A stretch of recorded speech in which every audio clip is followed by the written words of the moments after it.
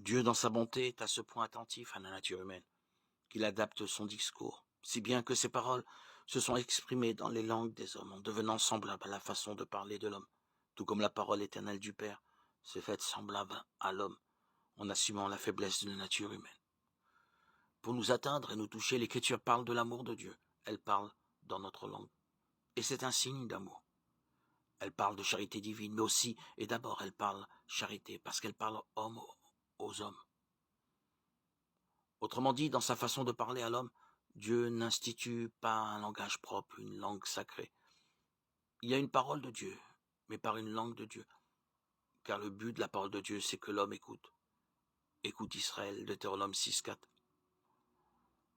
Si pour se faire entendre de l'homme, Dieu parle la langue de l'homme, qui l'écoute, alors c'est dans sa langue, celle dans laquelle Dieu a parlé, qu'à son tour l'homme parle à Dieu, en lui répondant par la prière, en le louant, en le bénissant, autrement dit, en célébrant ses actions de grâce.